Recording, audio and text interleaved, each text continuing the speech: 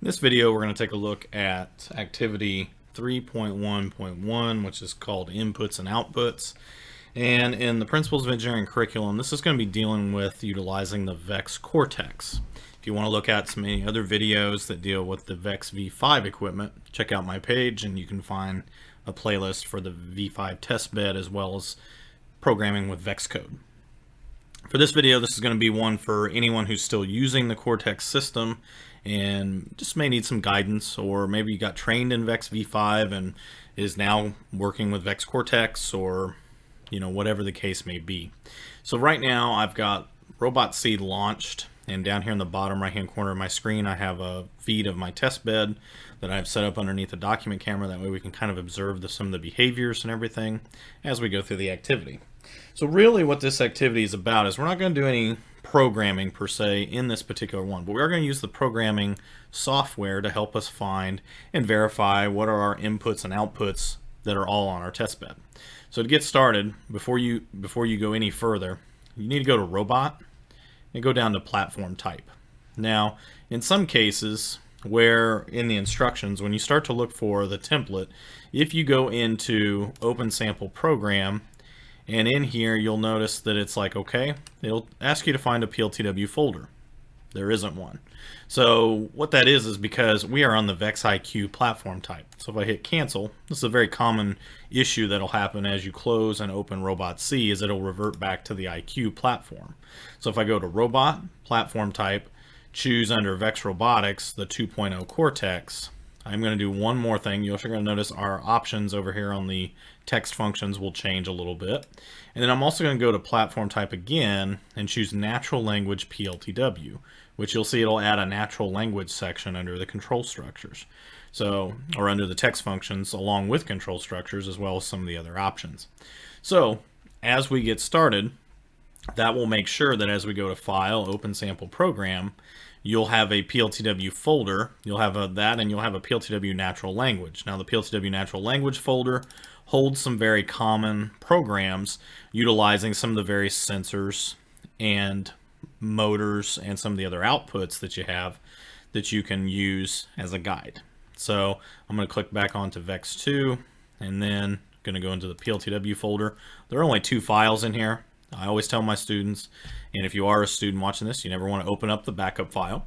So we always want to make sure we open up the PLTW template and say open, and it's going to look like this.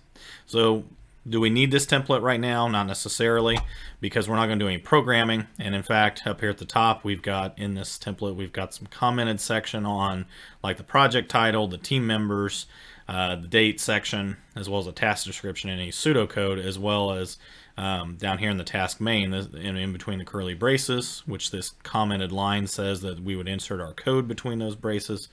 This would be where we'd start doing some of our programming. So it just gets us familiar with what the template is, what it looks like. But right now, I'm not going to be too concerned about filling out any of the information because we're not going to be submitting a program at the end of this activity. So we're just going to be going through it to verify our inputs and outputs. So the first thing we're going to do once this gets loaded is I'm going to go ahead and go to Motor and Sensor Setup.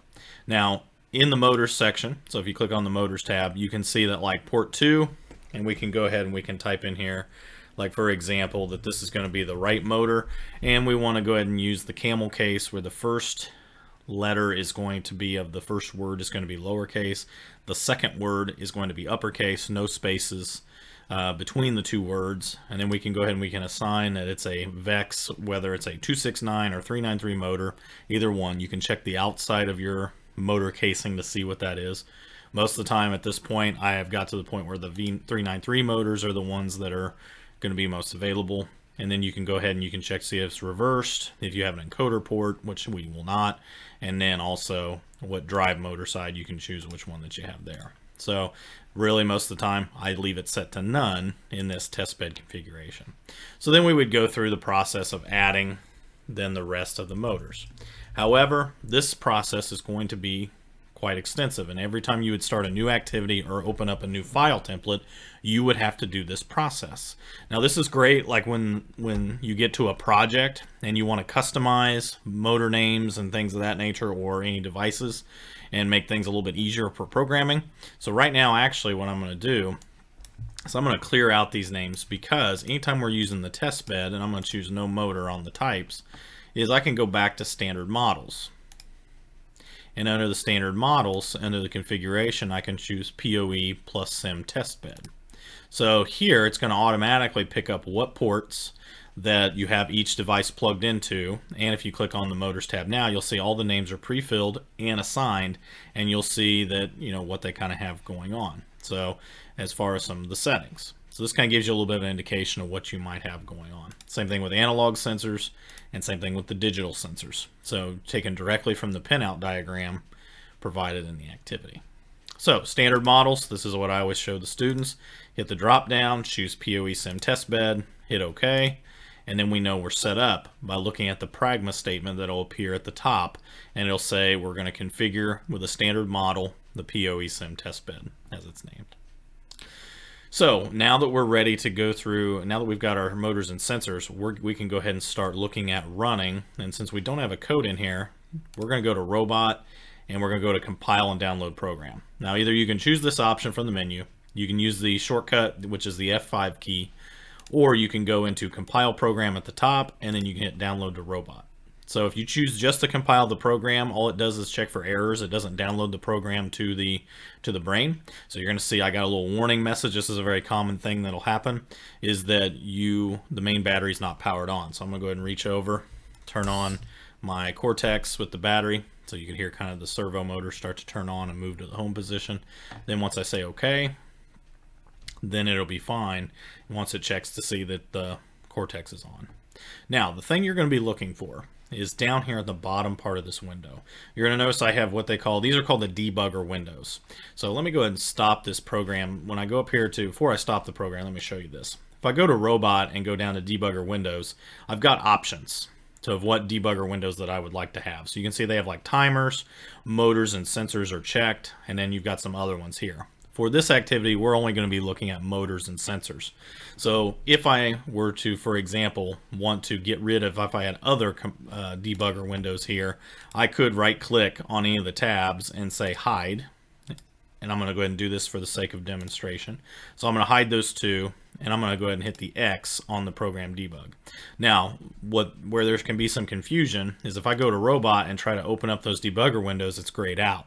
So in order for this to be available as an option, we have to download the program to be able to make that happen. So I'm just going to go ahead and hit download to Robot.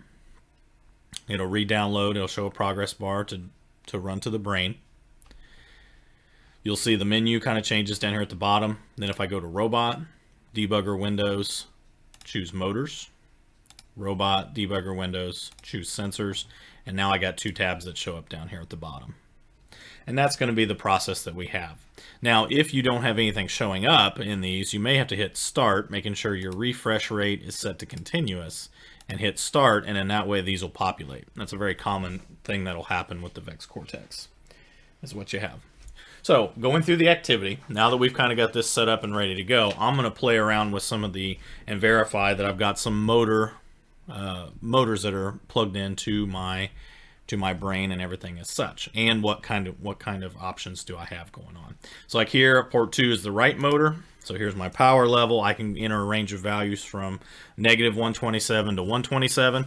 0, you can see at a 0 power level, we're not getting any movement off the motor at all.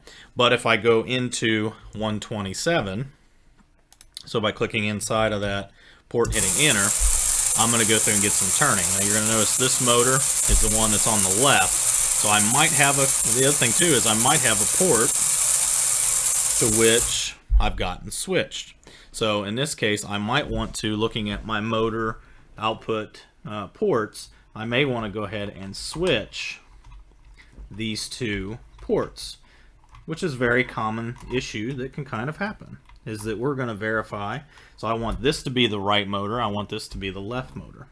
So I'm going to go ahead and plug this in. I'll switch these two ports here. So here we go. And now let me try the right motor again. 127. Now I see I get power running to this motor. So this is going to help.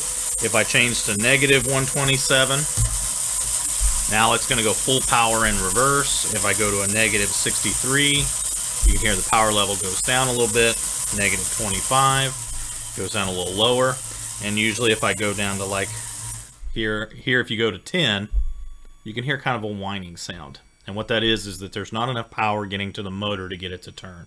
So usually about a 15 is what gets a very slow turn that'll happen. So, and what this does as well is when you are working with these motors, you get an idea of where the range of values that will make this thing turn. So, and with that, for example, some question could be is, well, what happens if I punch in 500? So if you punch in 500, it's just going to go through and you can see it automatically change to 127. So it doesn't matter, the higher the number doesn't mean the faster it's going to go. 127 is the fastest that it will run. And so if you're a positive value, you're going forward. Negative value makes you go in reverse. So again, we'll double check. We'll verify with the left motor. We'll just do one setting, 127.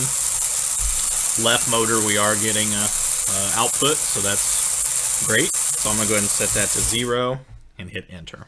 So here we've verified our motor outputs, and we can go ahead and start looking at some of the other devices that we have here on our test bed. So as far as this goes, the next one that we have on the activity, they want us to verify the line follower. So what kind of values do we get? So I'm going to switch over to the sensors tab, and the line follower here right now as it stands. So I do have a light over the top of my top of the test bed from the document camera. So you're going to be able to see, what kind of effects, maybe for example, a light or a dark object would go through and have. So for example, our line follower is right here on the test bed. The view window is right here, this little black rectangular area, and we're going to watch the values on the screen. So if I place an object over the top, I can see the closest I get, the less light that I let in, the lower the value goes. If I kind of bring this up a little bit more, I get a little bit more value. So this is kind of a gold object as well. But also if I take a dark object and kind of put over it, you can see, what kind of range of values that I get, how close it may be, and it's really affected by how much light that is able to be done, able to be gotten. So for example, also if I take like a white object, you can see here it's kind of the same kind of thing. So the amount of light that is able to be shown, how close it is going to impact. You can see I don't quite, with a white object, I don't get quite as low as what I did with some of the darker ones. So you can see here, I'm about in the 190 range. When I get into a dark object, I get a little bit lower, about the 140 or something like that. So depending on when you're setting up your test bed or whatever device you're wanting to use, this is a way that you can check to see what kind of values that you will get from a particular, from the line follower as you try to use it for various purposes. Alright, again, continuing through the activity, I'm going to kind of go through and utilize the potentiometer. So the potentiometer, you can see right now is turned to, it's right now, but the potentiometer has a physical stop in it, and I can't turn it anymore, and I don't want to force it past that point. And if you've got a potentiometer that spins around 360 degrees, that means you've got a broken potentiometer that needs to be, you need to pick a different one. So right now I'm going to turn this the opposite way. And I'm going to get it till it turns, and then it's going to stop. And then the potentiometer should read on the screen there at 0, and it kind of bounces between 0 and 1 sometimes based upon, what kind of reading it'll get. But here's what they go through and say. This part usually confuses some students as they read through that. They have a note for a protractor. Really, all the protractor is kind of there for is that, for example, I like to use my index finger like here. So if this is the edge of the gear, if you lay a protractor like across, this would be 0, and then as you turn, 90 degrees would be at this point, 180 would be on the opposite side. And so I just kind of show them, and in the activity is I have them set to different angles. Like for example, if we turn at 30 degrees, so I'm going to use my finger as kind of a marker. So let's say we turn about 45, 30, 45, some of these different ones. So here's about 45 degrees, about halfway. And what kind of value do we get from the potentiometer? So here I've got about 440 that I get. If I go to 90, so now I'm up to 1,060. And then if I go to like 135 or something like that, or even 180, Again, I just use my finger as a marker. So you can see the potentiometer, I'm up to 2,255. So now if I go all the way around, I can see kind of, I'm not right where I started. This is where I started on the potentiometer. So this is where my finger kind of ends. So I can't make a full 360 degree turn, but this gives me an idea of kind of what range of values do I get. And as I turn this, you know, I can make this kind of like a variable control knob that would go through and maybe turn something like a motor on at various speeds from different ranges that it reads at. Maybe from 0 to 500, the motor is at 0, from 500 to 1,000. You know, maybe it's at half speed, and then maybe anything greater than 1,000, we want it to go full speed. So something like that could be used with the potentiometer. So the potentiometer here, we look at some of the other devices, like for example, the limit switch.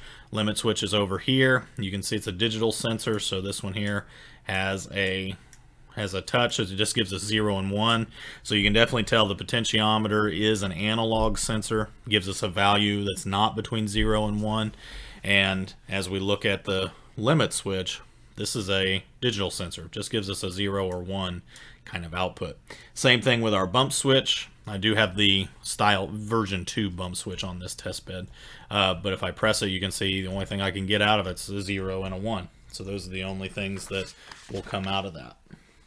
The optical encoder, so is this device right here. So you can see under the encoder value, right now it's set at 43.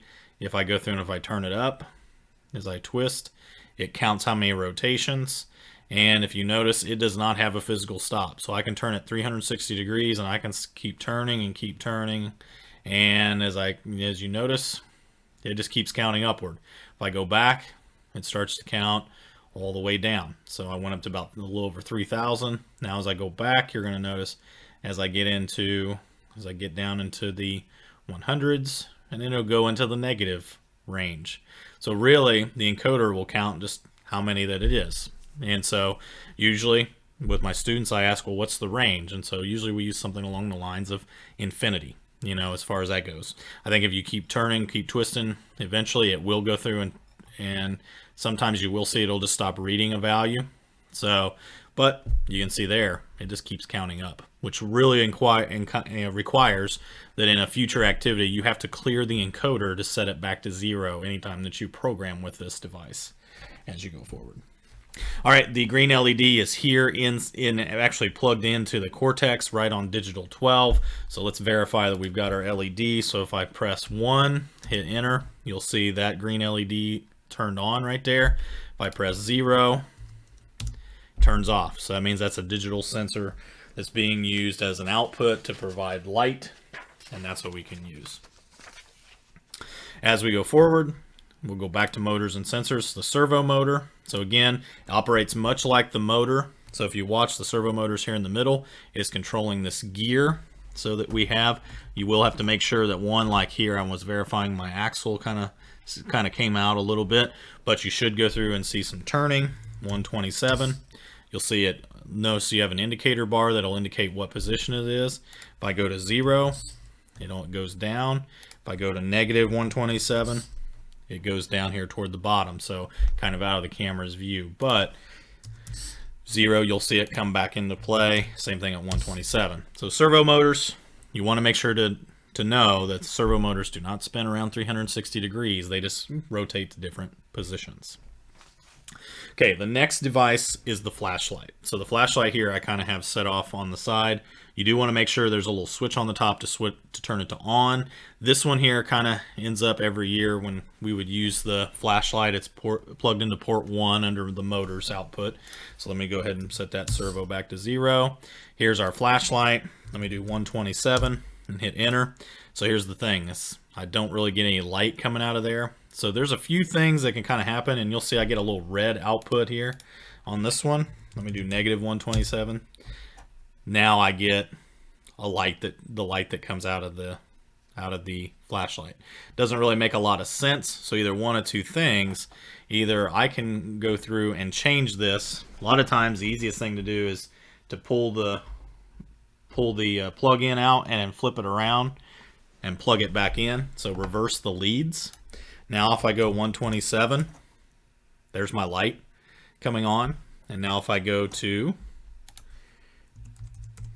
-127, it doesn't have any light on that's flashing. So a lot of times I would have my students just go through and reverse the leads to plug in there. You can reverse it in the motor and sensor setup, but I just go through and also show them that, you know, we'll set that back to 0, and that way you can have your flashlight that way.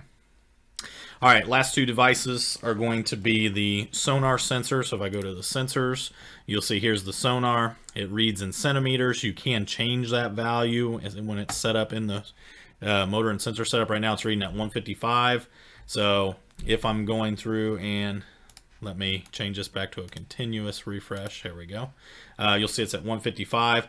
Here's my sonar device. If I put my hand in front of it, it gets to if it's got something directly, like my hand's right on top of it, sometimes it'll read at a -1. And then as I move my hand out away, and it reads in this cone kind of style, kind of outreach. Right now, with where I'm at, the ceiling is it's picked up at about 155 or something like that. So if I get a little closer, then this would go through and give me how much value. So you can see by placing different objects in front of it, your hand or anything like that, it'll get a reading on it. The last one is going to be the light sensor. So right now with the light shining on this, I get a value of about 245.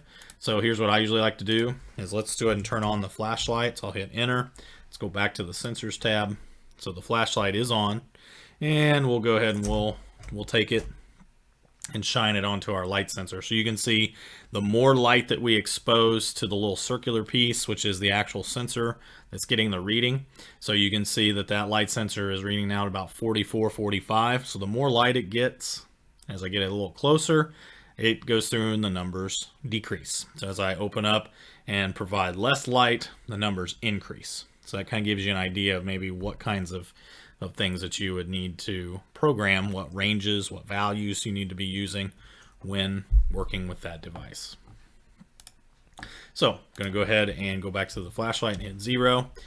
This right here will finish out the activity. So this is just an overview of what the test bed is and all the devices that are on there and how to verify your inputs and outputs and become familiar with what kinds of things that you can maybe use these things for. But also when you get to programming, what are some of the values and how do these things behave? So then that way you can make informed decisions on how to write your programs. So hopefully this video helps, and for the next video we'll take a look at activity 3.1.2 to where we will go through and look at some basic outputs programming.